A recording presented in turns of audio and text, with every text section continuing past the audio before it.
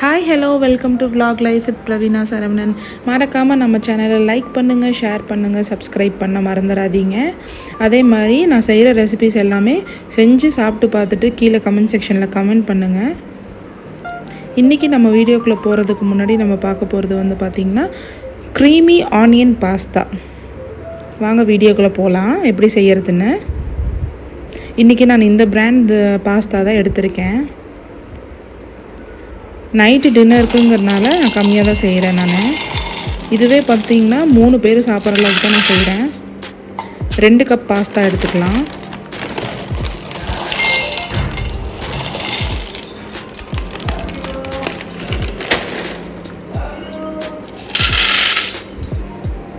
இப்போ 2 cup பாஸ்தாவுக்கு 2லேருந்து 3 tumbler தண்ணி ஊற்றிக்கலாம். நல்ல தண்ணி. பாஸ்தா வந்து முங்கி வேகிற அளவுக்கு.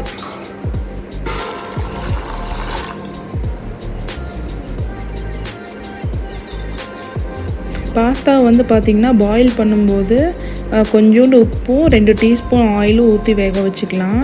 அதே மாதிரி ஃபஸ்ட்டு 2 to 3 மினிட்ஸ் வந்து ஹை ஃப்ளேமில் இருக்கட்டும். அதுக்கப்புறம் போக போக நீங்கள் சிம் பண்ணிக்கோங்க, இல்லைன்னா கொதிச்சு தண்ணி வெளியே வந்துடும். 2 பெரிய வெங்காயம் அப்புறம் ஒரு தக்காளி எடுத்திருக்கேன். க்ரீமி ஆனியன் பாஸ்தாங்கிறதுனால நான் ஆனியன்ஸ் ஜாஸ்தியாக யூஸ் பண்ணலான்ட்டு இருக்கேங்க. அப்போ தான் ஃப்ளேவர் நல்லாயிருக்கும் அது சாப்பிட்றப்போ. அதனால் தக்காளி ஒன்று தான் எடுத்திருக்கேன். இப்போது நம்ம வெட்டி வச்சுருக்க வெங்காயத்தை ஆட் பண்ணிக்கலாம். நல்லா ப்ரௌன் ஆகிற வரைக்கும் வணக்குங்க. எதுவுமே வந்து ஹை ஃப்ளேமில் வச்சு வணக்காதீங்க. சிம்மில் வச்சு எந்த அளவுக்கு பொறுமையாக வணக்குறீங்களோ அப்போ தான் டேஸ்ட் நல்லா வரும் உங்களுக்கு. சீக்கிரமாக பண்ணணும் அப்படிங்கிறனால ஹை ஃப்ளேம் வச்சுட்டிங்கன்னா டேஸ்ட் உங்களுக்கு கிடைக்காது.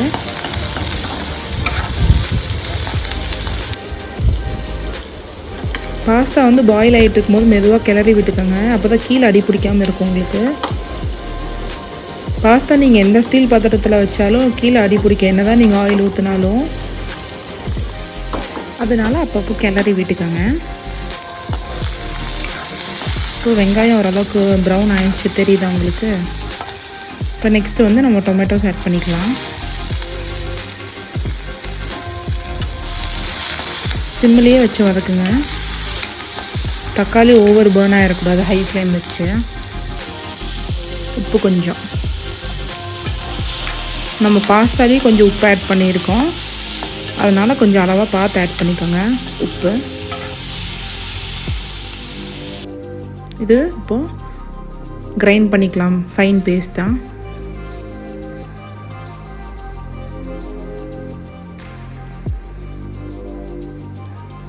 இப்போ ஒரு கடாயில் பட்டர் போடணும். பட்டர் வந்து பார்த்திங்கன்னா நல்லா இறுக்கிக்கும் பாஸ்தாவை. அப்போ தான் ஒரு க்ரீமினஸ் வரும். ஸோ நான் 2 கியூப் பட்டர் ஆட் பண்ணிக்கிறேன். வேணும்னா நீங்கள் இன்னும் நல்லா க்ரீமியாக திக்காக வேணும்னா இன்னும் 3 கியூப்ஸ் பட்டர் கூட நீங்கள் போட்டுக்கலாம்.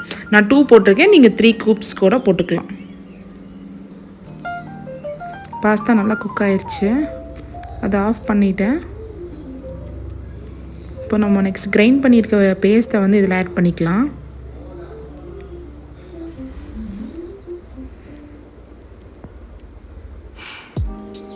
நல்லா ஸ்மூத் பேஸ்ட்டாக இருக்குது, பார்த்தீங்களா உங்களுக்கு தெரியும், நல்லா அரைப்பட்டிருக்கு.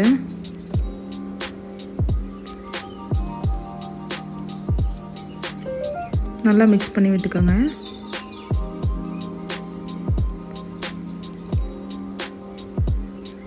இது நீங்கள் வெங்காயம் தக்காளி வந்து வதக்காமல் கூட நீங்கள் அப்படியே பச்சையாக போட்டு கூட நீங்கள் இப்போ பண்ணிக்கலாம். பட் ஆனால் நீ சக்கையாக இருக்கும். அதனால தான் நான் ஏற்கனவே ஃப்ரை பண்ணி கிரைண்ட் பண்ணிட்டேன். உப்பு நான் மறுபடியும் இன்னும் கொஞ்சம் எக்ஸ்ட்ராவாக ஆட் பண்ணியிருக்கேன். அப்புறம் வந்து பார்த்திங்கன்னா தண்ணி நான் அவ்வளோக்கு ஆட் பண்ணக்கூடாதுங்க. நான் ஜாரில் இருக்கிற மீதி இருக்கிற பேஸ்ட் தான் கொஞ்சோண்டு தண்ணி ஆட் பண்ணி ஊற்றியிருக்கேன்.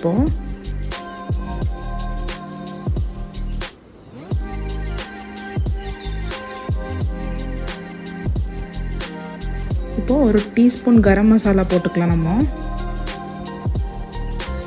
நல்லா மிக்ஸ் பண்ணி விட்டுக்கோங்க. அப்போ தான் அந்த கரம் மசாலோட ஸ்மெல் போகும்.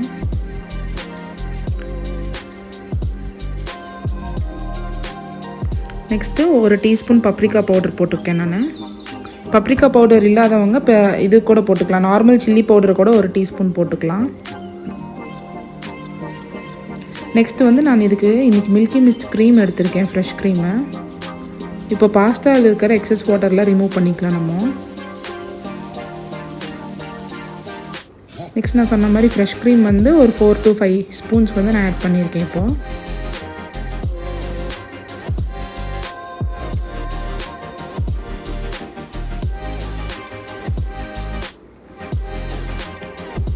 எப்படி ஒரு டெக்ஸ்சரில் இருக்குது பார்த்தீங்களா, கலர் பார்த்தீங்களா எப்படி இருக்குன்னு, நல்லா க்ரீமி கன்சிஸ்டன்சியாக இருக்குது.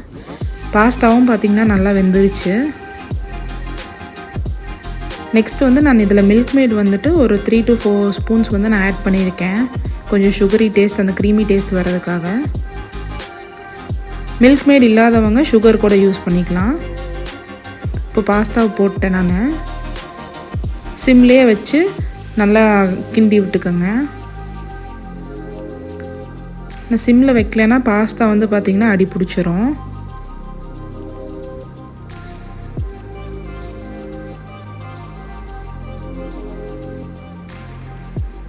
பார்த்தீங்களா இதோட டெக்ஸ்சர் எப்படி வந்திருக்குன்னு, க்ரீமினஸ்ஸு.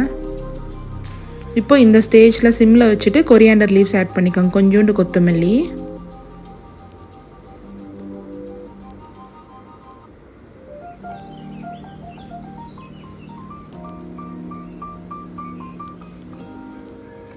அவ்வளோதாங்க, சிம் ஆஃப் பண்ணிக்கலாம் ஸ்டவ்வை. இப்போ ஒரு பிளேட்டில் ட்ரான்ஸ்ஃபர் பண்ணிக்கலாம். இது நீங்கள் ஃபேமிலியில் இருக்கிறவங்க யார் வேணும்னாலும் சாப்பிட்லாம். நீங்கள் செஞ்சு கொடுத்து பாருங்கள், அவ்வளோ டேஸ்டியாக இருக்குன்னு சொல்லுவாங்க. மறக்காமல் நம்ம சேனலுக்கு லைக் பண்ணுங்கள், ஷேர் பண்ணுங்கள், சப்ஸ்கிரைப் பண்ணுங்கள். See you all friends. See you in the next vlog. Thank you. Bye bye.